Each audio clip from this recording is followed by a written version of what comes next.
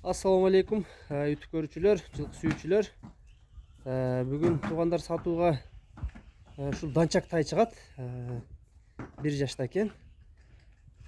Азыр данчак боюнча маалымат беребиз туугандар. Бекке бул данчак тайыңыз боюнча маалымат бериңчи. Бул тайды ошо жалдарын атайын күзөтпөдүм. Көпчүлүк ишенбейт экен, данчак деп эле чыгара берет кезиңде. Анан анык клиент болсо биз энесинин сүрөттөрүн полный кошуп жөнөтөбүз. Бишкекте ошо энесинин сүрөттөрү бар, энеси менен чогуу жана болгончу. Жалдарын атайын алдырбадык, алам деген клиенттерге анык мындай клиент болсо. Анык данчак, Анык данчак. Энесинин сүрөттөрү бар, өзү менен кошуп жанагы. Ошо мунун эгезинин анан берем. Мунун азыр ичип жеши, ден соолуктар кандай? Бардыгы жакшы, бирок өтө азоо экен та, эми кол койгон. Кичине сыйрып алды эми.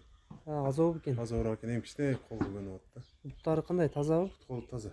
Эшени. Шишиген жерлер жок, буттарында. Bir көрсөтүп коелу ошентсе да. Ана көкүрөк буттары, туяктары таза экен. Аркаңкы эки бут ак экен, Кичине кашказ. Кичине кашказ бар экен, точка. Бою канча чыкты бою? Бой уровенге 1.42. 1.42 уровенге. Тай кечки туулмадан ошем 1 жашка уже жетип калды. Жанар. Тазадан чай. Bunun bazı kança bekki? Базын 90 дедик, бирок жолун кылып там айтып беребиз да. 90 bin kemi var ha? Кеми жакшы болот.